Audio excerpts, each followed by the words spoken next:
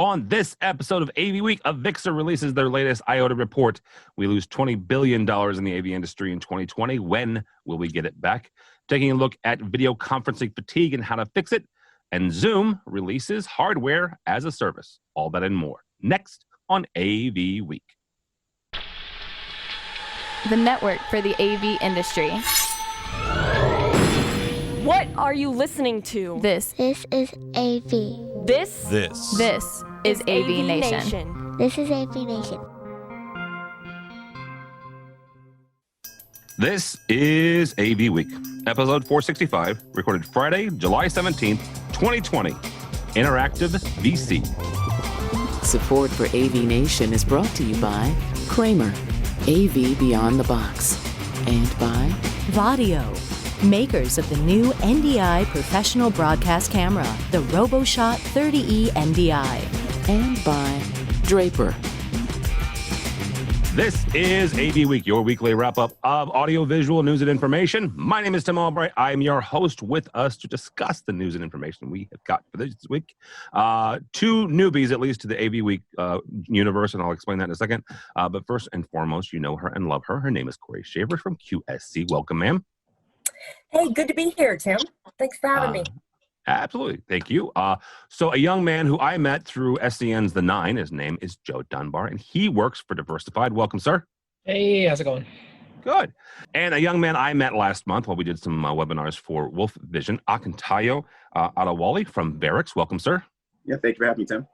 Absolutely. So our first story comes to us from our own website, AVNation.tv. Zoom has launched hardware as a service. The HAAS model, or HAAS model, I guess, aims to make buying the technology, budgeting, and scaling even easier. Zoom is partnering with D10, Neat, Poly, and Yealink for the hardware parts of this solution. Joe, we'll start with you on this. How does this compare to other as-a-service models that we've seen in the AV space? I mean, I wish I had something more exciting to say about it, but it's pretty on par for what we expected. I think Zoom, you know, and all the UC providers in the space have a pretty unique position in the sense that they're relatively direct to the customer, and we get looped in a variety of ways. But with that kind of reach to the customer, you know, it's kind of just a matter of time on this. And I want to, at some point, we're going to have to talk about it. It doesn't have to be in this moment, but I want to. Who's using a Zoom phone? Has anybody used a Zoom phone yet? No? Okay. No. I've seen some. I haven't actually used one, but like I use the soft phone. I'm trying to figure out the situation in which you would have a hard phone over like I don't know why you would. Joe, I would ask like who's using a phone these days, right? That's just it. I mean, the Zoom phone, at my last role, I had a Zoom soft phone. It was fantastic because everything was built into one app. And, you know, the hardware as a service model makes sense, of course.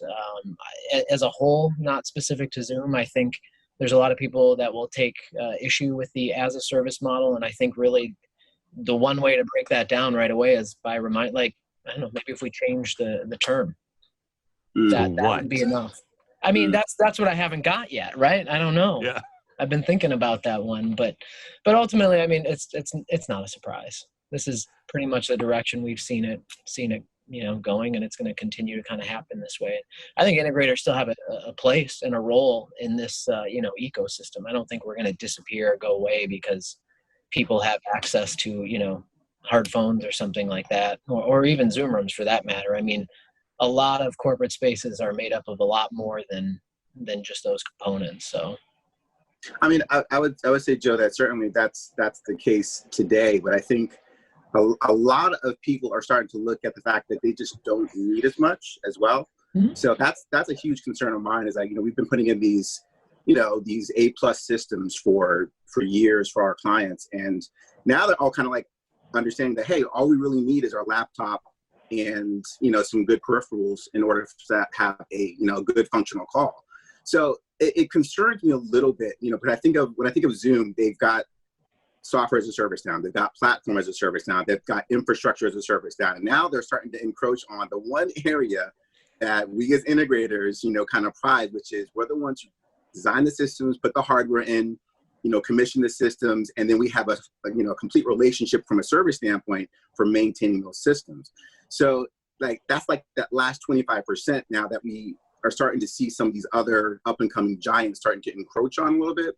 So I think I agree with you in the sense that it doesn't mean that we're out of the game, but it's a signal to me that we have to start playing the game a little bit differently. We have to start thinking about it a little bit differently in terms of how we approach design, because I think people are okay with the basics. A friend of mine, I was talking to them earlier about his wife who runs a major record label, and they use Google Chat.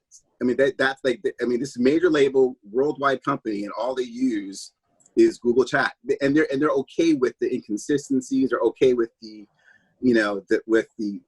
gaps or the lacks of bells and whistles. They've just made it work because it's for free. So I think I agree with you that we have a place. I just think we have to re-engineer maybe that place that we find ourselves in. Yeah, and I'd love to. Oh, sorry, Corey, go ahead. I was just going to ask, because you're both integrators, how do you see this because we're talking about these smaller rooms today, but don't you think as this model gets launched, number one, other platforms like potentially Google, Akeem, like you're mentioning, and probably Microsoft, et cetera, they're going to likely follow this trend. And then what happens to these spaces where AV integrators are pulled in, like the all hands space, these specialty spaces? Do you think your clients will ask for those to be hardware as a service? Yeah, so definitely that aspect, those will for sure, which is great. And that's kind of why I don't mind this. They're helping push the overall agenda forward. It's way easier for everybody to, learn about the as a service model through Zoom. And then when I talk about it, we're already familiar with it. Now, Akina, you had mentioned a point about how, they're kind of encroaching on this. And now I think it's just about bringing value in a different place, right? So I agree that there are a lot of folks that say, all right, I've got, a little Bluetooth speaker, something like that, and I've got my laptop, and this is kind of good enough. There are still a lot of people who say, I was on some site visits this week, and there's folks who are saying, I'm using my laptop, and this isn't enough for me. Like, I need something that's more quality. And also, I'm seeing a lot of requests for these spaces to be more flexible and to do additional things outside of conference calls. Certainly, one thing we're seeing is video engagement going up, and companies are looking at capturing more of an audience that way. So, we need a conference room that can double as a YouTube studio and be mobile and go out to our machine floor. Like, how can we tack on to this? And I'm not saying Zoom doesn't have the talent to put that all together. I'm saying, are they trying to get involved in that kind of level up sort of thing? Maybe later. I definitely think that there is a reliance upon us as integrators. It'll still be a matter of us going in to actually install all this hardware. What I think it's just going to be a different sort of communication. So if Zoom is providing the solution, now the client's speaking to Zoom, and now Zoom is calling us when there's an issue from a service standpoint. That was one of the things that I had read in that article. It looks like they're going all the way down to the service level, so that if you have an issue with your space, they'll act as that intermediary now, if I'm not mistaken. And now they're calling the integrator or that subcontractor to come in and fix the issues. So we lose a little bit of touch with the client directly in that regard, because instead of us getting that direct service contract with regards to their Zoom room and getting that direct call, so that that account executive or that design engineer can have that conversation with that client on the other end. Like, hey, how's the kids doing? Hey, oh yeah, by the way, we're having an issue with this, with a particular room. Oh yeah, no problem. We'll come in and take care of it. There's that, you lose that sort of interpersonal piece of it with this specific sort of model. If Zoom does start kind of taking over a large portion of that, then we lose a little bit of touch there. So I just want to try to figure out ways that we can kind of maintain that, and that may be with other, systems that are just like you're saying, systems that are much more involved. They're not necessarily Zoom based or Zoom's at the center of it. There's just a lot more functionality that's happening with the room beyond what a Zoom or a Teams or whatever can actually provide. So yeah, just making sure that we're maintaining that channel. I think it's important. One of the things I thought of when I read it was, most companies that I deal with have a primary platform and then also a secondary. So how does this play in that, right? So if Zoom is their secondary, do they still get that service, or does it have to be, just curious of how they'll manage that, because most companies have a couple of platforms that they use. Yeah, you mentioned something too earlier on, there's that. Not only do they have several that they'll use, right? Like we standardize on this platform, Zoom, Teams, whatever. But and you may not even internally say we also use this or that or the other thing. It's like my customers use this, that, or the other thing. So like now we have to be able to kind of play inside of that. And so when we work with them, we'll use whatever platform they're on. But when these people work with their customers, whose platform are they using, right? I mean, that's a great point too. That flexibility has to exist, that kind of agnostic, you know, and I think eventually all these companies are really working towards that. Let's interoperability. Absolutely. Yeah. Yeah. Absolutely. Like there's a couple of different like platforms, you know, that I've been looking at that kind of help to solve that problem. Like T1B and Bluescape are two ones that I kind of think about that, you know, they kind of bring everybody together. I don't know what they're using, if it's PEXIP or something in the background that they're using. They bring all these different platforms together. But yeah, I mean, I think that's the way that you kind of bridge the gap between having your primary and secondary or these just disparate, you know, conferencing systems, whether they're hard or soft. I think it's those sort of unifying platforms that can kind of help, you know, make things seem a bit more seamless. You know? Absolutely. Yeah. And I do have a confession, Joe. I still use a hard phone because I'm old and I like it. I just want to say. At my last job, Tim, at my last job, they sent me a hard phone, and I was like, "What is this for?" I'm with you. I asked both of we have two remote workers currently. One lives in Tulsa, one lives in Texas. I asked both of them if they wanted hard phones, and one who was slightly younger than the other one said no, and the one who happened to be, you know, more closer to my age actually said yes. So it was very, very much a generational thing, I think. So. You know what I'm using for my hard phone for right now? It's a coupling because my cable from the router was too short into my office, and that's all it's being used for now. I won't mention the manufacturer's name, but no, yeah, absolutely. All right, next story. Our buddies over at Commercial Integrator and Zachary Como ask how integrators can combat video conferencing fatigue. It is a real thing. We've talked about it multiple times, most likely, whether that was at a happy hour, virtual happy hour with our buddy Mr. Neto or wherever. Microsoft actually introduced features to fight the fatigue, including dynamic view, live reactions, and reflective messaging. Other options, obviously, you can turn off your own view, meaning that you're not looking at yourself depending on the platform. And that way you don't feel like you're quote unquote on or you need to perform for the length of that meeting. Kane, we'll start with you on this. You know, what else can we help our friends and ourselves, rather, to use our experiences to fight this VC fatigue? Well, I kind of have this whole renewed approach from a design standpoint in terms of design thinking. And I think it involves less with systems that we're putting in that support the content as opposed to spending more time on the content itself, and not necessarily creating the content, but in terms of how we're presenting the content. And one of the things that I've been just like Google Gaga over the last few months has been working in virtual, you know, VR, AR related, kind of moving away from the 1D, 2-dimensional sort of presentations of information and moving into like a 2.5 to a 3D presentation of that information. You know, there's a lot of really, really cool applications that are currently being deployed, you know, not in mass, but there's enough of them out there to demonstrate how being able to take some of the information that we might typically look at in a conference space on a screen, 98-inch screen, and how you can actually now take that information and make it something that's more immersive for people to participate in so that they feel like they're more a part of, you know, those meetings. Like we want it to be something that's experiential and memorable as opposed to, you know, they're trying to forget because they got to get to the next meeting.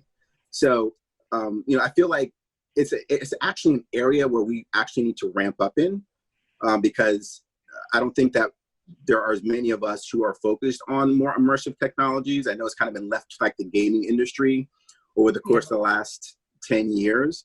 But there's been some really, really cool innovations over the last few years that make the price point of these emerging technologies much more accessible. It's stuff that you can learn for free, you know.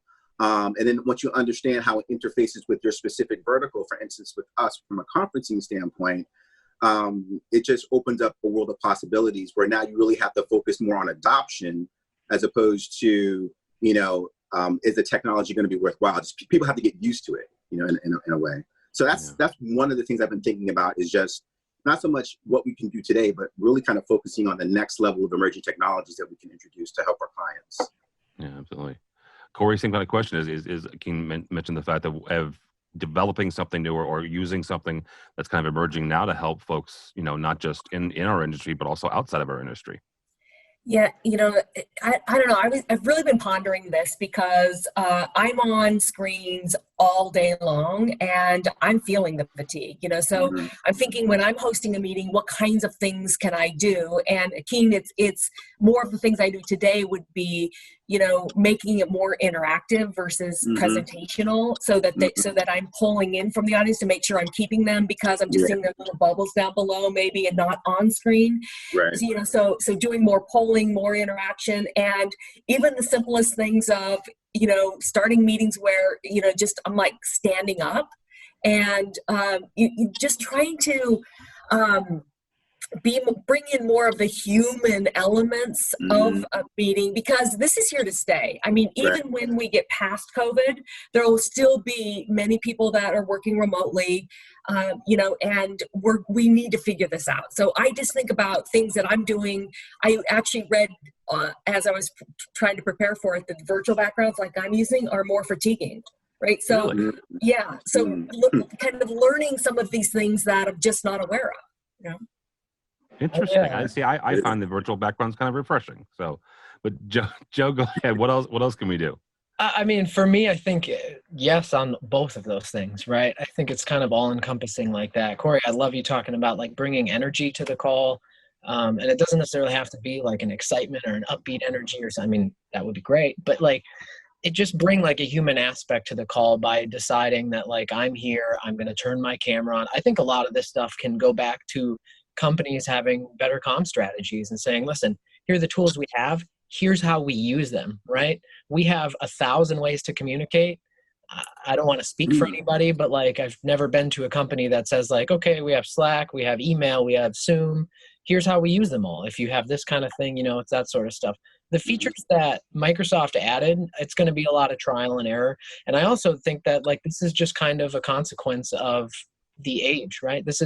Video conferencing has been around for a long time. This is the first time it's been widely adopted and used. And, you still got people not turning cameras on. We're still kind of learning our way through this. And so I think it's just will naturally get better over time. Personally, virtual backgrounds are sweet. I think they add a lot to it. I also I don't know. I love and hate them all at the same time. I've opted more often than not to go without one.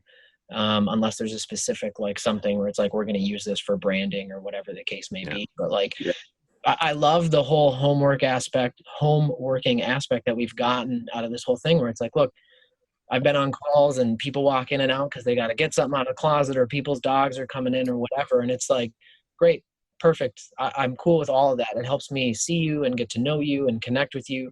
And also, I get stuck on these, I don't want to say stuck on these, you get on these calls and I find myself feeling like if I'm not looking into the screen, then people are going to think I'm not paying attention. But when we're sitting in person talking, even when you're talking, I am looking at you frequently, but not the whole time, right? And you're not looking creepy. at me the whole time. Yeah, it is creepy. Yeah, it is creepy. And I used to look at somebody on the other end of a call, and it's helped more with the one-on-one calls. I've started to learn more about the body language on the calls and kind of what people are looking for and just trying to notice the cues, That's what we miss the most. And that's why I think something as simple as the hand raise button, that can change things, right? We just now have to learn, we have to decide we're going to use it. That's the other side of it. But there's a lot that goes into that. One thing real quick before I move on to the next one. This is not a commercial. I didn't buy these for myself. I got them from our buddy, Paul from PTZ Optics, but I was a part of the President Summit this week. And if you want to watch them, you can go to President Summit, their website, presidentsummits.com. Mitchell, you can put a link to that. But he got everybody that was on as a presenter, these nifty little hand cards or placards. It's a young lady that from Atlanta, I think, that she's on Etsy, and it's just the goofiest little things. But oh my gosh, can I tell you, I've used these things, and so for those of you who are listening and not watching, there's three of them. They're two-sided. One says "I hear you." One says "we can't hear you." and there's graphics and everything. One says unmute your mic, obviously, and one says please mute your mic. We've all had Those that. two are the most popular. Great. And then there's the clap, and the hand raise. But I got those in the mail, and I thought that was the coolest thing in the world, right? It's another thing, a way to just kind of, first of all, if somebody is, God love my father, and I've picked on him enough for the last 10 years, 70-year-old, he finally figured out how to use Zoom. But he's one of these people that I would have to, first of all, where's the chat? I can't type into chat, right?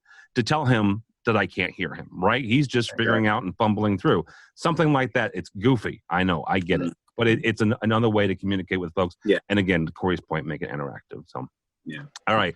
Last story here. AVIXA released their industry outlook and trends analysis report, also known as the IOTA. So that's what I'll call it from here on out. According to the IOTA, the pro AV industry will lose, get ready, kids, $20 billion due to the COVID-19 crisis here in 2020. We will supposedly recover our pre-COVID levels in 2022.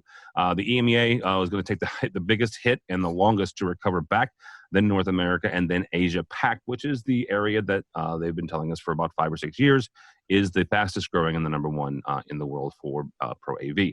The main areas of growth, according to the report, will be corporate, energy, conferencing, and government. Now, this report is produced by Omdia, OMDIA. The way they do it is they gather data points, publicly available data points, sales and shipping information from publicly traded companies and other integrators, as well as other global reportings globally. This is not a survey, right, of AVIXA members. This is a company, this Omdia company, they take all these things together and they kind of compile this data.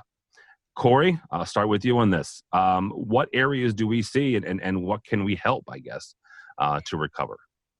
So I'm not sure I agree with the report, and I also think it's premature. Like if you look at the geography that's recovering, North America is struggling right now, right? So so I'm not sure I agree with it. And then Tim, you said the areas of growth, you started with corporate, did you not, when you just said that? I did, But I thought in the report that I'm reading, it says corporate got a D+. I'm sorry. Yes, corporate. I mistyped that. Yes, corporate got a D+. Sorry, that's the least one. Right, and we're actually seeing from my company in QSC, we're seeing really positive growth in the corporate sector, and then the other vertical that we're seeing, which does show in the report as fairly positive, is education, because we're seeing and we're actually seeing that in North America because of funding, the PPP funding. There. And then on this report, I hope it's true, but I don't agree with it, was cinema got a B, so when I read this report, it certainly doesn't jive with what we're seeing as a global manufacturer in the verticals.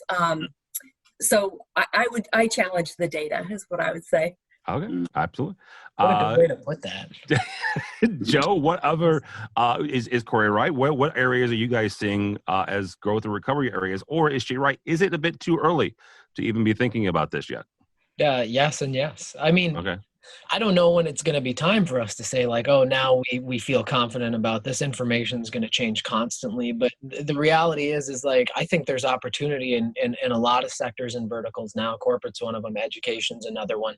All these places that pretty much have to maintain and keep going one way or another, right? They're figuring out how to do it. And again, it comes back to like, how do we bring value in a different way? How do we capitalize on that opportunity?